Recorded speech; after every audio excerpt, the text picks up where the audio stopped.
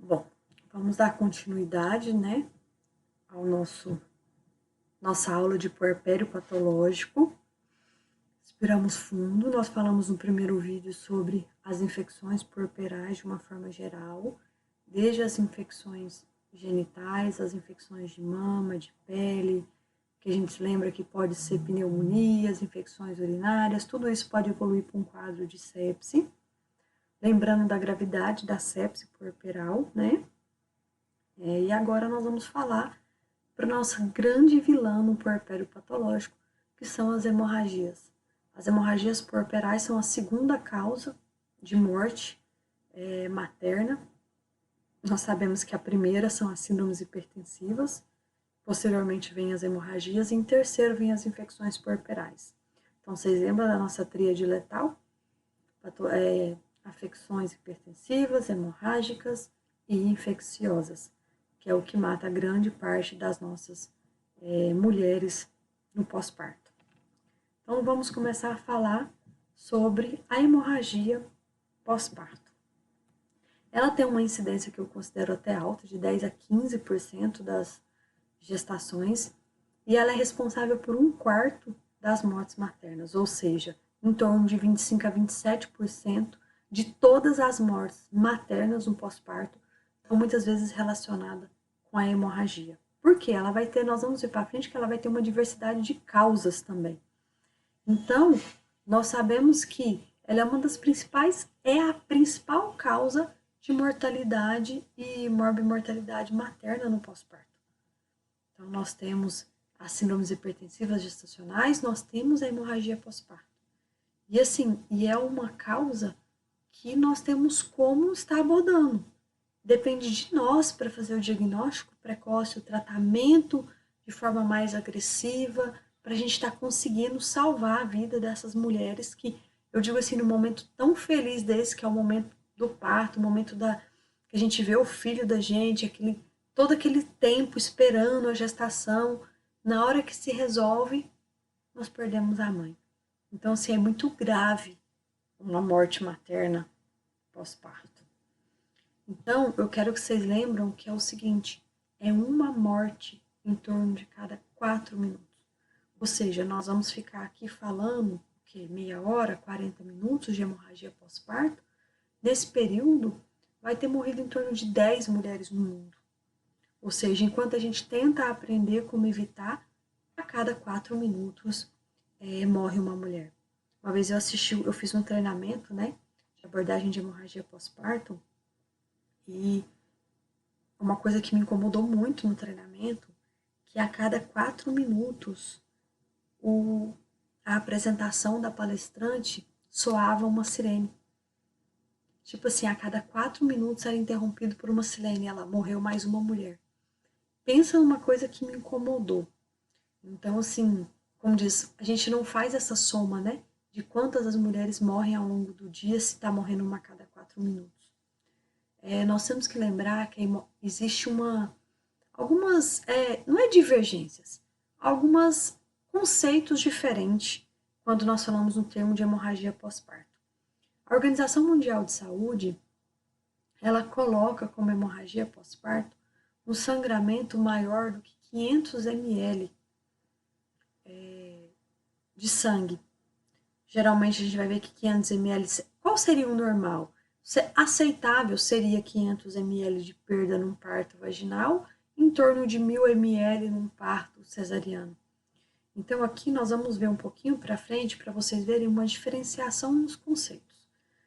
Do lado esquerdo do slide está a classificação que a gente usa na Febrasgo, que ela vai fazer de uma forma, é como se pegasse todas as outras classificações. Então, eu vou colocar aqui o lado direito primeiro para vocês. O Royal College de Ginecologia e Obstetrícia, ele classifica entre menor, moderada e grave. O que é menor?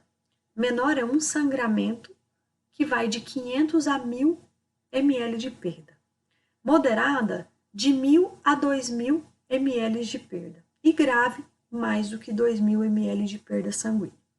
Já o American College of de Ginecologia e Obstetrícia, ele coloca simplesmente como hemorragia pós-parto uma perda maior do que 500 ml no parto normal e uma perda maior do que 1.000 ml num parto cesáreo. A Sociedade Canadense de Ginecologia e Obstetrícia, ela já não define valores. Ela coloca que é qualquer sangramento que altere a estabilidade hemodinâmica da gestante. Ou seja, qualquer sangramento que levou a uma instabilidade hemodinâmica é considerado como hemorragia pós-parto. Então, aqui no Brasil, eu peguei ali o manualzinho da Febrasgo, na verdade ele usa todas. Nós temos a primária e a secundária. O que é a primária? É aquele sangramento que acontece nas primeiras 24 horas após o parto.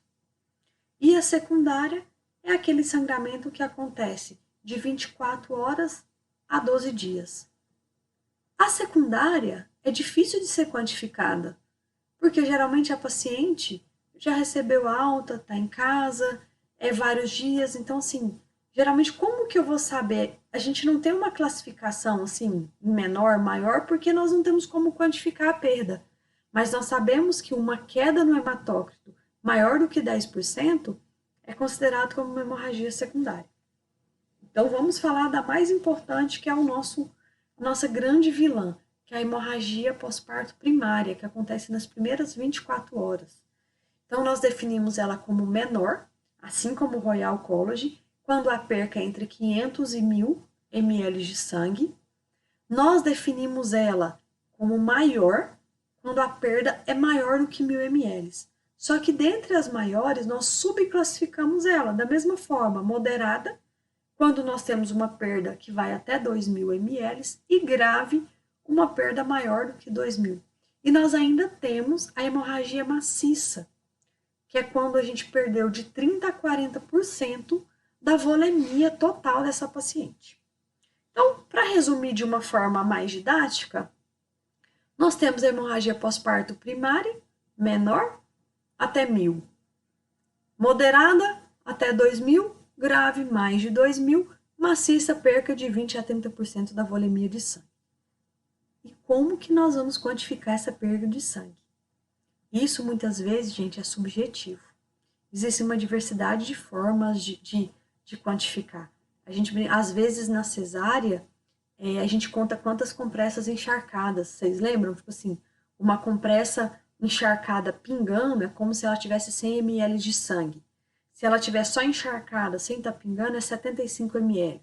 Aí você faz as contas. Quantas compressas você tem? Eu tenho 10, 750 ml. Então tá, eu tô numa hemorragia ali menor. Tá tranquilo. Não, eu já tenho 20 compressas encharcadas. Dá para você ter uma mensuração por isso. Outras pessoas mensuram por olhar. Então, assim, é uma coisa bem subjetiva.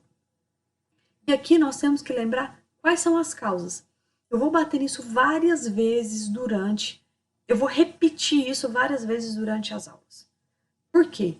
Porque nós precisamos conseguir, meio que, ao mesmo tempo que você está quantificando a quantidade de perca, nós já temos que estar fazendo o diagnóstico de qual a causa dessa hemorragia. Por quê? Se a gente não resolve a causa, a hemorragia não para. Então, é uma coisa assim que tem que estar, digamos assim, no automático. Então, a hemorragia primária, que é aquela que acontece rapidamente, né? Ela complica em torno de 5 a 10% dos partos, e a sua principal causa, gente, é a atonia uterina. Então, eu brinco, a gente já fala assim, chegou lá, doutora, o paciente está sangrando. Parece que é automático, a gente já chega com a mão no útero, já massageando, para ver se a gente tem útero amolecido, se o útero está acima da cicatriz umbilical. A gente já chega já fazendo uma avaliação, enquanto às vezes um segundo profissional já está olhando os sinais vitais. Então, assim, a gente precisa de uma equipe toda trabalhando em sintonia na hemorragia pós-parto. Nós temos que lembrar, segunda causa, que são restos placentários ou acretismo placentário, inversão uterina, lacerações do canal do parto, hematomas, presença de distúrbios de coagulação. Então, assim, essas são as principais causas da hemorragia primária. Já a hemorragia secundária, lembra que a gente falou que ela é mais rara e ela já apresenta outras causas, infecções puerperais, doença trofoblástica, presença de restos ou defeitos de coagulação hereditários que às vezes demora para nos nos mostrar esse sangramento. Então, a gente tem que estar com isso. Por quê? Vocês vão ver que ali na frente que a gente vai fazer um epônimo dos T's. Então, assim, eu tenho que ver atonia, eu tenho que ver restos, eu tenho que ver laceração e eu tenho que ver coagulação. Então, são 4 coisas assim que tem que estar no automático. E a gente tem que lembrar dos fatores de risco. Qual a importância dos fatores de risco? A grande importância é você muitas vezes entrar para um parto ou para uma cesárea, parto normal ou cesárea, já com aquilo assim, essa paciente tem um risco maior de ter uma hemorragia. Já vou fazer um manejo ativo, eu já vou ficar mais de olho. Então, assim, são algumas coisas que dão um sinal para a gente de que existem algumas coisas que podem complicar. Então, esse quadro aqui mostra para a gente pacientes com mais de 40 anos, que já têm história prévia de hemorragia pós-parto, numa gestação anterior, falha de progressão do trabalho de parto, retenção placentária, foi um parto instrumentalizado, precisou usar fórceps, teve uma laceração perineal importante, era uma paciente que já vinha com anemia, que tinha uma cesárea anterior, gestações múltiplas, que a gente tem grande distensão, a gente favorece muito a atonia, histórias de pré-eclâmpsia e hipertensão, o terceiro estágio também prolongado, período expulsivo, acretismo placentário, presença de episiotomia, macrosomia fetal, anestesia geral e pacientes com elevado índice de massa corpórea também favorecem isso. Então, assim, se você chega, você observa, fala, opa, peraí, eu tenho alguns fatores de risco já associados à minha paciente. Já liga a luzinha vermelha para a gente já manejar de forma mais ativa, para a gente já prevenir a hemorragia pós-parto. Então, agora vem, Priscila, você está falando isso tudo para a gente de fator de risco e agora você vem e fala para a gente que a maioria dos casos de hemorragia pós-parto não tinha história prévia nenhuma e nenhum fator de risco identificável. Isso é verdade. É o que a gente fala que a gente não sabe. Tipo assim, não tem cara, não tem cheiro, não tem jeito. Qualquer mulher que teve um parto, ela pode ter uma hemorragia pós-parto. Ela não vai, por mais que a gente olhe os fatores de risco, mas você vai ver às vezes aquela paciente magrinha, o parto evoluiu normal, o bebê era pequeno, que não tinha complicação nenhuma, que não tinha patologia nenhuma, evolui para uma hemorragia pós-parto. Então lembre-se sempre disso.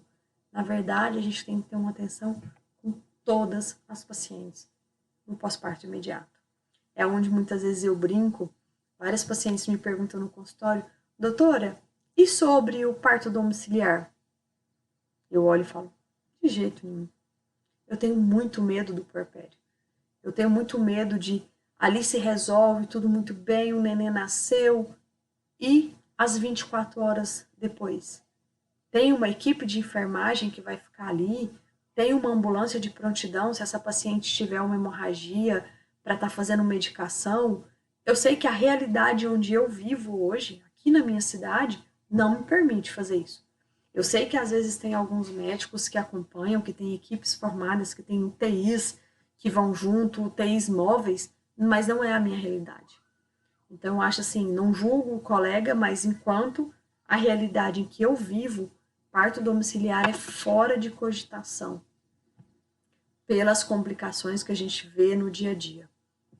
Então, aqui vamos falar das causas. Lembra que eu falei para vocês dos 4 T's? Então, nós temos que lembrar tônus, trauma, tecido, trombina. O que é isso? Quando eu falo de tônus, eu tenho que lembrar atonia uterina. Lembra que eu falei para vocês que a causa mais importante, 70% das hemorragias estão relacionadas com a atonia uterina. Trauma, laceração, hematoma, inversão uterina, rotura uterina, tem alguma coisa errada ali, laceração de canal, de colo de útero, alguma coisa está errada. Então, assim, isso é em torno de 19%. Tecido, que são as retenções, restos de tecido placentário, coágulos, ou mesmo os acretismos placentários. E, por último, em torno de 1%, que são as coagulopatias, ou pacientes que usam anticoagulantes. Então, a gente tem que sempre lembrar desses 4 T's na hora da gente fazer o nosso diagnóstico, de buscar a nossa causa de hemorragia pós-parto. E aí, se eu já... O certo, gente, na verdade, igual a gente fala assim, se eu já tenho fatores de risco, como eu falei para vocês, eu já vou fazer um manejo ativo do terceiro período do parto. Então, assim, o que é isso? Esse manejo ativo, ele, na verdade, ele diminui 68% do risco de hemorragia pós-parto. É muito. Doutora, por que não faz manejo ativo, então, para todo mundo? Já que a senhora acabou de falar que a grande maioria das hemorragias pós-parto não tem fator de risco identificável, não tinha história pregressa. Não sei. Isso é uma boa conduta, eu acho que seria uma boa... É isso, na verdade, que os cursos, que as atualizações de hemorragia pós-parto vêm querendo inserir na nossa realidade. É o manejo ativo do terceiro período de parto. O que seria mais ou menos isso? São algumas atitudes, são algumas ações que nós vamos fazer para todas as gestantes, com o intuito de controlar de forma ativa esse terceiro período. E 2 principais ações é o uso de ocitocina profilático, 10 unidades intramuscular, para todos os partos, parto normal e parto cesárea. A gente fala que de preferência no músculo aqui, ó, no vasto lateral da coxa. Então, o bebê nasceu, desprendeu o ombro, faz as 10 unidades de ocitocina. E segundo, tração controlada do cordão. Tração controlada do cordão deve ser feita só por profissional que tenha a habilidade. Você não pode chegar lá e puxar. O que é o grande problema da tração controlada?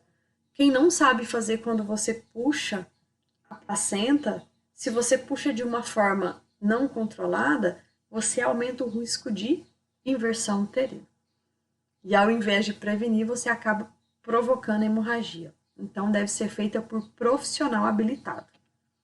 E quando a gente fala, eu falei para vocês, o principal carro-chefe dessa, vamos dizer aqui, desse manejo ativo é a ocitocina.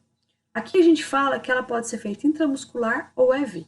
Existem algumas coisas que nós precisamos conversar. O indicado é intramuscular. Por quê?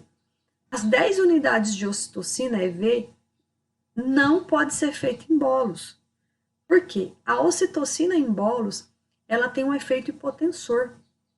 Então, assim, no músculo você pode chegar e fazer as 10 unidades.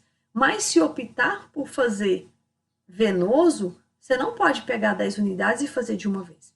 Então, vocês podem ver que muitas vezes, quando a gente está na cesárea, que está tudo paramentado, o anestesista, muitas vezes, ele faz a ocitocina pra gente, EV, mas ele não faz as 10 unidades de uma vez.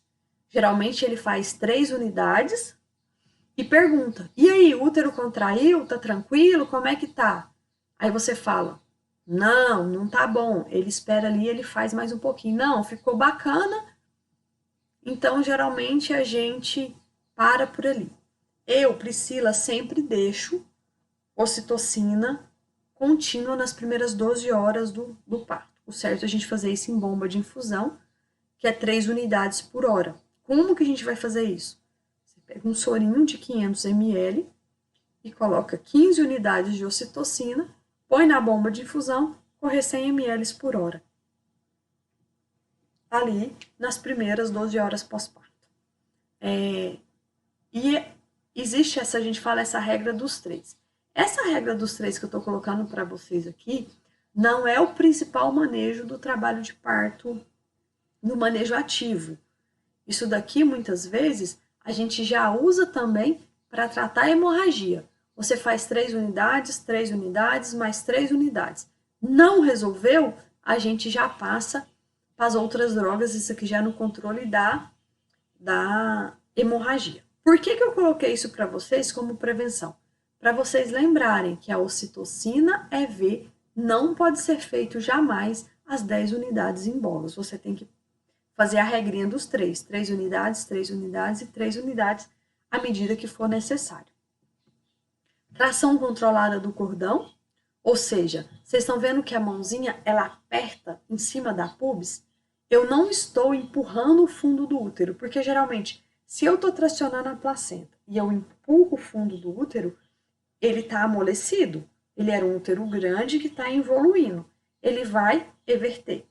Então, é como se fosse uma pressão em cima da pubis e uma tração controlada e contínua do cordão. Para que isso? Para diminuir a hemorragia. Outras duas condutas que também podem estar sendo feitas é o clampeamento oportuno do cordão. O que é isso? É o clampeamento entre 1 e 3 minutos. Na verdade, é o clampeamento em torno de 60 segundos pós-parto. Lógico que se não tiver contraindicações, para a gente poder, na verdade, dequitar a placenta. Então, assim, e a avaliação do tônus, isso aqui é primordial, de 15 em 15 minutos durante as primeiras 2 horas. Por quê? Quando a paciente terminou o parto e você deixa ela lá, daqui 2 horas você vai lá avaliar.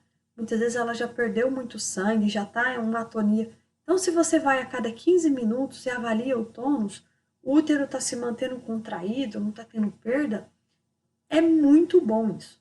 Então, são outras duas atitudes que a gente pode estar fazendo no manejo ativo para evitar a hemorragia pós-parto. Tá bom, Priscila, não deu certo. Olha a minha carinha. Como que eu vou conduzir a hemorragia? Aconteceu. E agora? O que nós vamos ter que fazer primeiro? Manejo geral. Paciente com hemorragia, a gente brinca assim, é o ABC do paciente grave.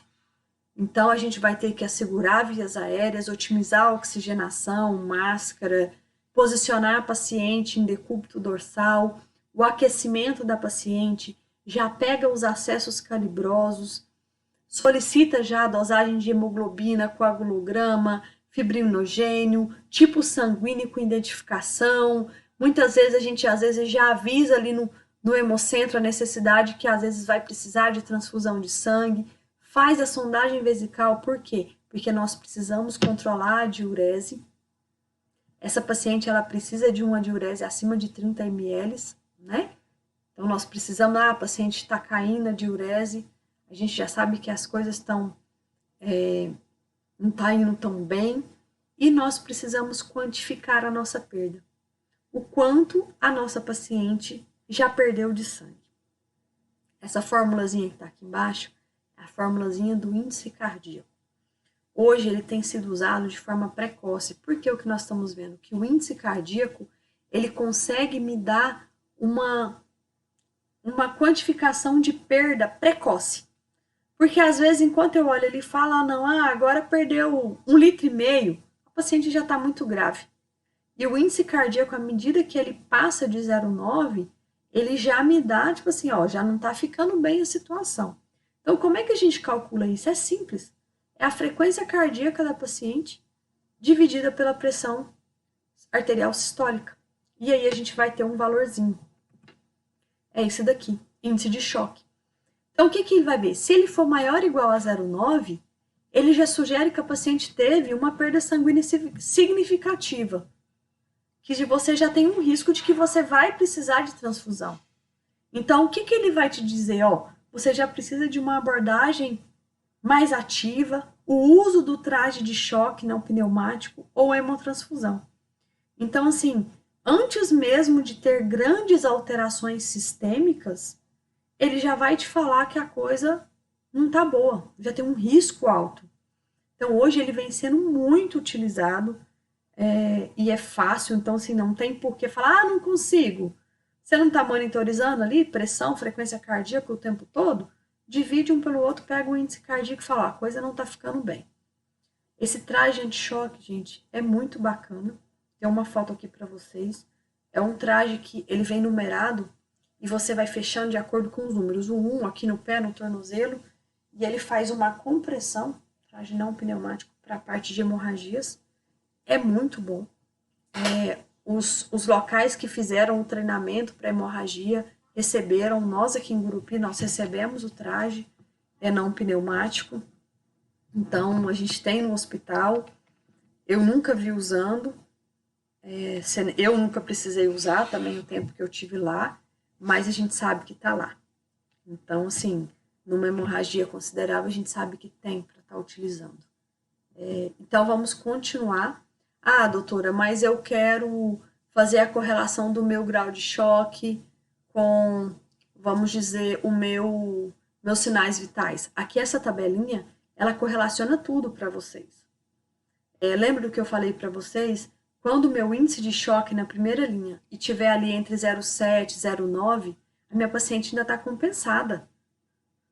Ela vai estar com uma perda em torno de menos de 1000 ml, consciência normal, perfusão normal, pulso e pressão ainda normal, mas o índice de choque já vai estar te mostrando um risco. Quando o meu risco de choque passa de 1, ele já fala para mim que é possível a necessidade transfusional. Então, eu já vou ter uma perda entre 1000 e 1500. A paciente ainda pode estar normal ou agitada, já pode estar apresentando palidez. Eu já vou ter um pulso ali próximo de 100 e uma pressão arterial sistólica já em torno de 80, 90. Já no grau de choque moderado, nós temos uma perda em torno de 2000, paciente já agitada, sudorese, pulso já em torno de 120, a pressão já em torno de 70. O meu índice de choque já foi para 1,3, entre 1,7. Ou seja, ele já está me avisando que a transfusão vai ser quase certeza. Já é certeza que você vai precisar transfundir. E num choque grave, onde ela perdeu mais de 2.000 ml, lembra que eu falei para vocês? Ela teve uma perda volêmica de mais de 35%, gente. Isso aqui já é perda maciça. Então, se a gente olhar, o índice de choque já vai estar acima de 1,7. Ela vai precisar, possivelmente, de uma transfusão maciça. Então, o que eu vou usar? Ah, Priscila, mas se o meu índice de choque tiver ali em torno de 1, mas 1,2, mas a minha paciente está normal, gente, nós vamos usar o que indicar maior gravidade. Então, assim, o parâmetro clínico que eu tiver mais alterado é o que vai servir para mim. Então, se eu chegar lá, a paciente está agitada, pálida, mas meu índice de choque deu 1, não, eu vou usar o sinal clínico mais grave e vou sempre usar o sinal mais grave para poder diagnosticar e definir meu grau de choque, para eu não perder essa paciente. Então, mais uma vez, eu estou quantificando a minha perda. Eu estou lá olhando meu índice de choque, eu acho que provavelmente eu vou ter que transfundir, mas na minha cabeça já tem que estar, eu vou ter que transfundir por quê? Hora dessa já tem alguém massageando, alguém, não é atonia uterina, não, o útero está contraído, não tem nada de errado com o útero aqui, por onde essa paciente está sangrando, sangramento vaginal ali, aumentado, mas o útero está contraído, não é uma atonia? Então, peraí, vamos fazer uma revisão do canal do parto, vamos olhar se não é uma laceração, não, então às vezes é um hematoma, vamos olhar, às vezes vamos reabrir, leva a paciente para o centro cirúrgico, reabre a cesárea para ver se não tem um hematoma, alguma coisa, algum sangramento tem, nós temos que definir a causa. Não era o acretismo placentário. Então, assim, ao mesmo tempo que a gente calcula, para a gente conseguir parar a hemorragia, a gente tem que conseguir definir a causa. A gente tem que saber os 4 T's. E aí, aqui eu coloquei para vocês de uma forma mais, vamos dizer assim, esse diagnóstico etiológico, vamos supor, eu estou com uma hemorragia imediata. Bati a mão, o útero está amolecido, ele não está contraído? Paciente sintoma de choque é atonia. O útero está mole, é atonia. Agora, eu tenho ali a minha paciente com hemorragia imediata. O útero está contraído. Eu fiz a dectação da minha placenta, eu conferi. Minha placenta estava completa. Eu vou pensar em quê? Laceração. Laceração cervical, perineal, ou hematoma de uma cesárea, alguma coisa por outro lado. Agora, sinal. Quando eu fiz o parto, eu fiquei com uma pulguinha atrás da minha orelha. A placenta, ela não dectou. Já tem 30 minutos, essa placenta não dectou. O útero está amolecido. Gente, eu estou com a retenção placentária. Ou então, na hora que eu fiz a dectação da minha placenta, eu vi que não saiu tudo. E ali o sangramento começou já de imediato. Mas o útero está contraído. Então, eu não tenho atonia. Mas eu tenho o quê? Restos placentários. Eu tenho que resolver esse problema para eu conseguir resolver minha hemorragia. Então, como que a gente vai fazer?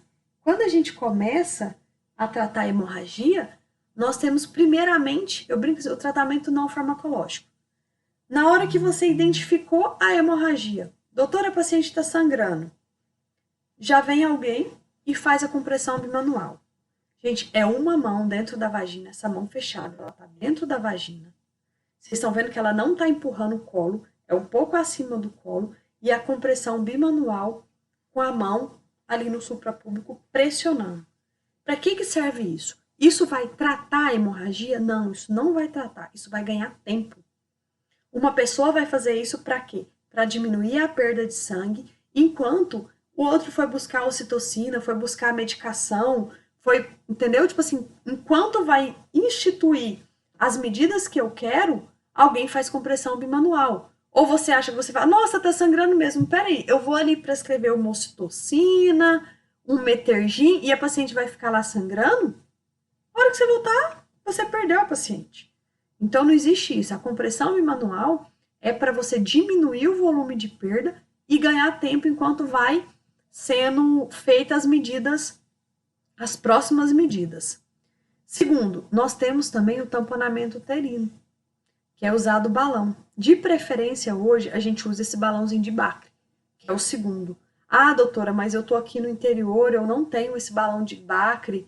Gente, até com sonda de Foley o pessoal faz isso. Vocês podem olhar aqui no fundo, pegamos um catéter e uma condom e fez. O que é o importante? O balão ele tem que ser instilado com em torno de 500 ml de soro morno dentro dele. Por que soro morno? Para você não levar o paciente para um quadro de hipotermia.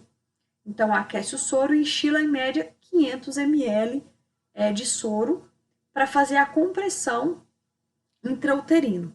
Tem um ótimo resultado.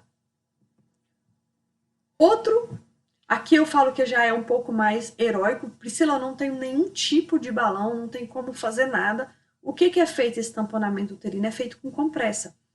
A gente fala que é medida de controle de dano.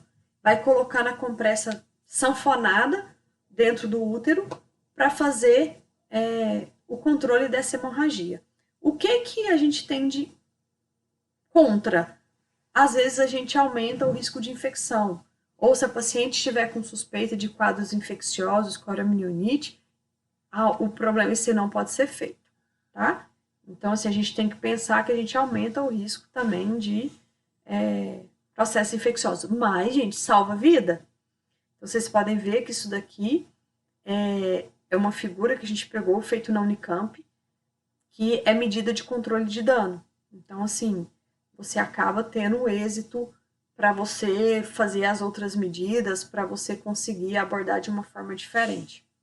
Essa compressa ela fica em torno de 24, 36 horas para depois ser retirada.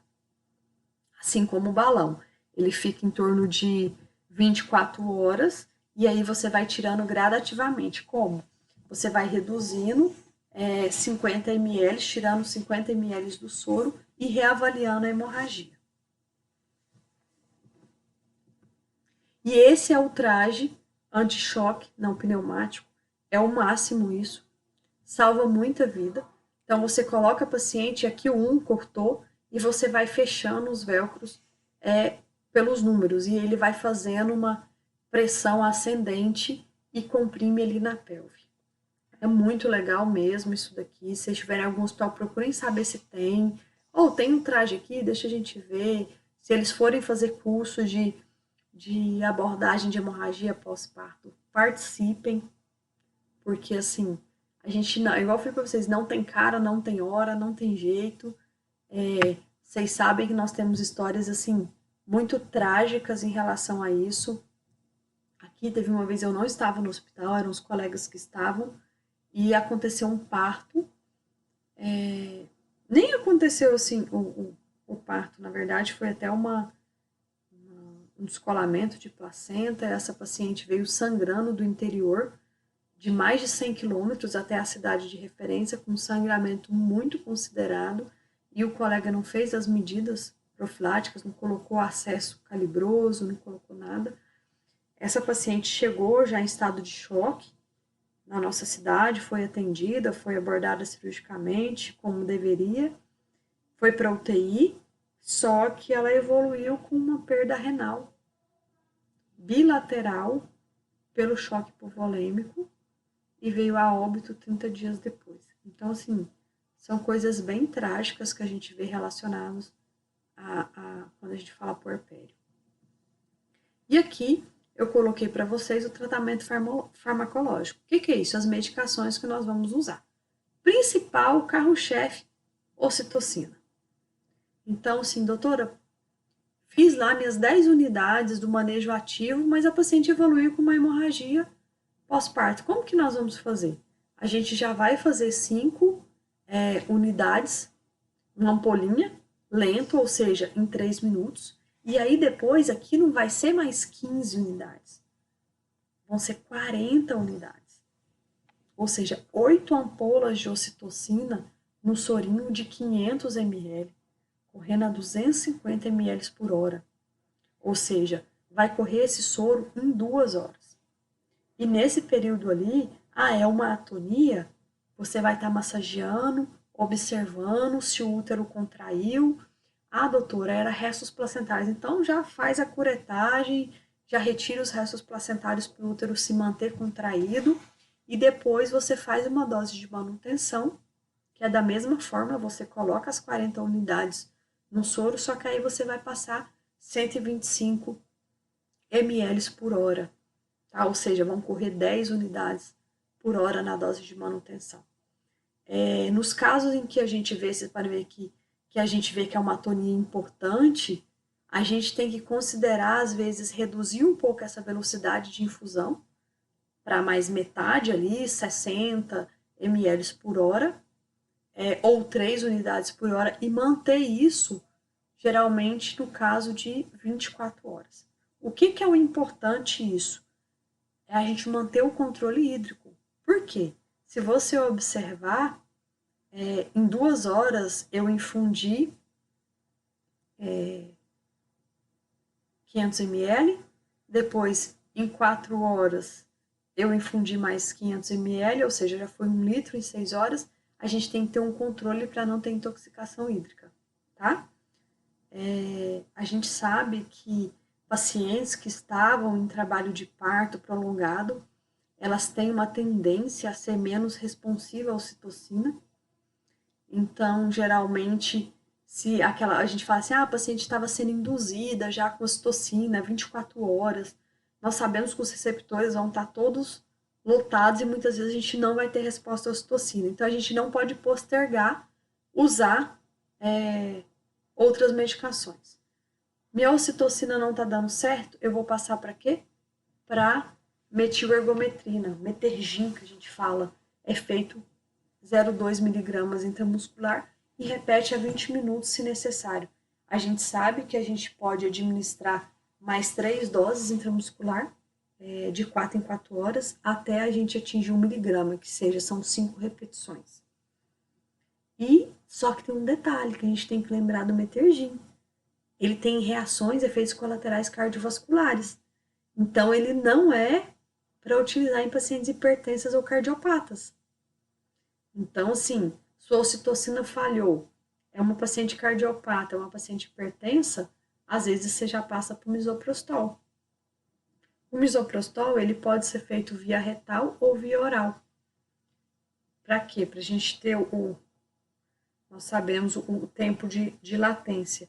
Muitas vezes a paciente já está num estado de choque, já ali, taquicárdica, sudoreica, às vezes a gente acaba fazendo via retal, que é entre 15 minutos a 20 minutos, você já está massageando, comprimindo o útero, no caso de atonia, e aí você faz mesmo por via retal, mais fácil a aplicação.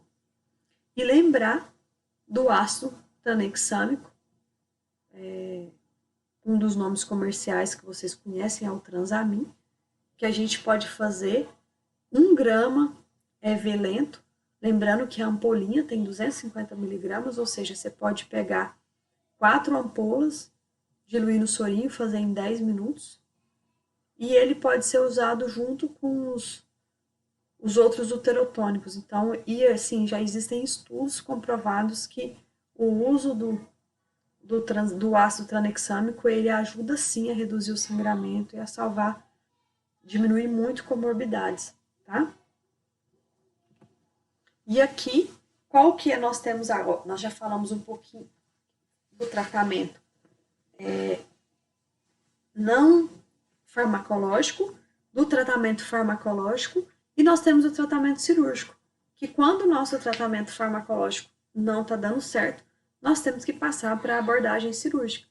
Nós temos as suturas compressivas. O que é o importante quando a gente fala de sutura?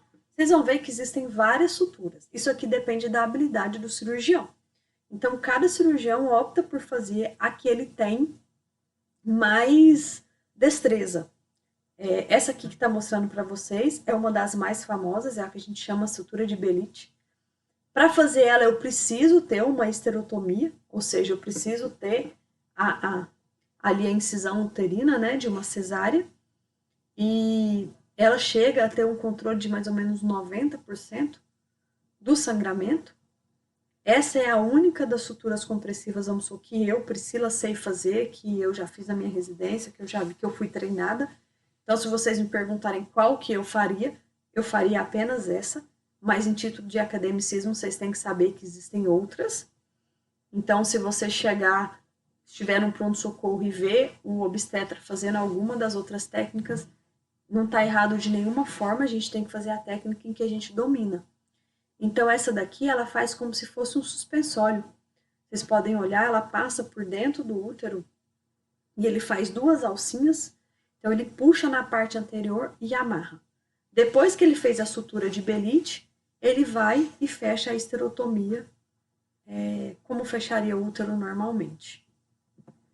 Aqui são os outros tipos de fechamento. Essa do meio a gente chama ela de pereira, que além dela fazer como se fosse essa daqui de cima, de Aymann-Key, ela faz também 3 amarrações em circunferência. E essa aqui de baixo, essa aqui da direita de vocês, essa daqui são esses quadradinhos. Vocês estão vendo que a esterotomia está aberta? E estão fazendo 4 quadradinhos no fundo. Essa aqui é muito feita no leito placentário.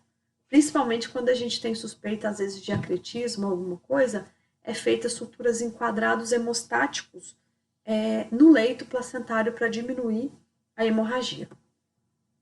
Aqui, para vocês verem, nós também podemos lançar mão, se estiver disponível no local, da radiologia intervencionista, ou seja, a gente fazer embolizações de artérias.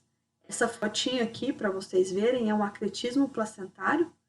Então, vocês estão vendo que a anatomia do útero está totalmente alterada, que existe uma invasão placentária aqui nessa parte anterior, e que isso aqui, muitas vezes, distorce a anatomia de ureter.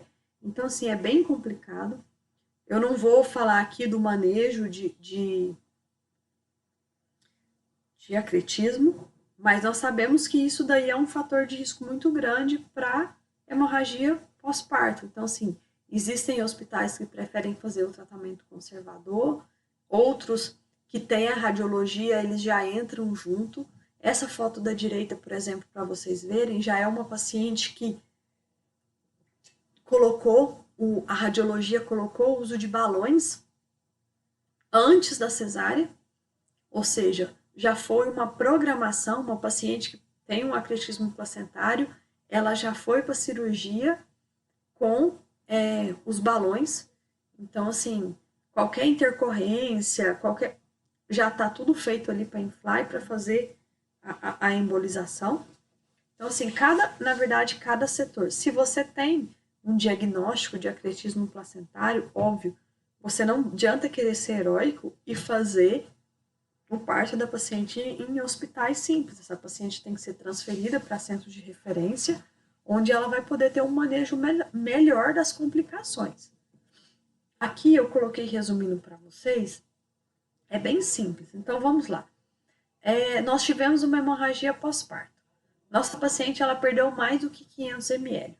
Então nós vamos fazer aquelas medidas de suporte, oxigênio, acessos calibrosos, manter a temperatura, posicionar a paciente de decúbito dorsal e vamos avaliar as causas. Lembram dos T's? Tônus, trauma, trombina, coagulopatia, nós temos que avaliar. Então, vamos lá. É atonia uterina? Massagem uterina bimanual e começamos com as nossas medicações. Ocitocina não resolveu, passamos para metergin, não resolveu. Só um minutinho, mamãe tá terminando. Tá quase terminando, tá? Não resolveu, misoprostol. Não, a causa que eu identifiquei é laceração do trajeto. Então, vamos fazer a revisão do canal do parto e fazer a rafia, drenar hematoma, reposicionar se for uma inversão uterina. E, não, Priscila, é restos placentários. Então, vamos lá, explorar a cavidade uterina, às vezes fazer uma curagem, faz antibiótico. Curagem a gente faz com a mão, curetagem a gente faz com o instrumental, né? Uma das duas você vai ter que fazer, ou então fazer o diagnóstico de coagulopatia. Fazer as provas de coagulação, hemograma, tipagens sanguíneas, provas cruzadas, muitas vezes entrar o quê? Com plasma fresco, plaquetas, concentrado, fator 7, aí vai de acordo com o diagnóstico da coagulopatia que foi encontrada. Então, vamos lá falar um pouquinho do manejo da atonia. Lembra que eu falei para vocês? Atonia, massagem bimanual, eu uso ocitocina. Resolveu? Faço minha dose de manutenção ali e vamos monitorando. Não resolveu? Eu passo para metilergometrina. Não resolveu? Eu vou passar para o misoprostol. Então, lembra que se você não tiver... doutor, eu coloquei o misoprostol, mas ele vai demorar 15 minutos para fazer efeito e eu não sei se eu posso aguardar, minha paciente está muito grave. Já coloca um balão intrauterino ou um traje anti-choque, não paga para ver se vai dar certo não, entendeu? Doutora, não deu certo mesmo, já coloquei o balão intrauterino junto com o traje anti-choque e mesmo assim eu tô sem resposta. Então, vamos para a laparotomia, vamos fazer as suturas compressivas, cirurgia de controle de danos, vamos esterectomia, se for o problema, para a gente poder conseguir salvar a vida. E vocês viram que aqui na lateral, do lado esquerdo, tá falando do ácido tranexâmico. Ou seja, juntamente com a ocitocina, com a metilergometrina, eu posso estar usando o ácido tranexâmico coadjuvante, tá? Mãe, tá de noite. Tá anoitecendo. Você quer sair lá pra você ver? Gabriela tá te esperando. Nossa, onde? Ali de fora. Mas eu não quero. Te esperando. Pra brincar. A Kelly ainda tá aí, vai lá. E aí, aqui eu coloquei mais uma tabelinha para vocês verem. Então, vamos lá. Nós temos o diagnóstico de uma atonia uterina com útero amolecido. Primeiramente, eu começo com a massagem, eu começo com as minhas medicações, ocitocina, ergometrina, prostaglandina, que é o misoprostol. Se o sangramento persistir, eu faço compressão bimanual, tamponamento com balão, o ácido tranexâmico, vou para suturas compressivas, que é por via laparotomia, para ligadura de artéria, para embolização ou para esterectomia. Então, aqui é, tipo assim, rotina de agravamento que a gente faz. Lógico que isso daqui, gente, não é em 24 horas, não. A gente acaba indo da massagem até a esterectomia, às vezes, dentro de, tipo, 1 hora, 40 minutos, dependendo do sangramento.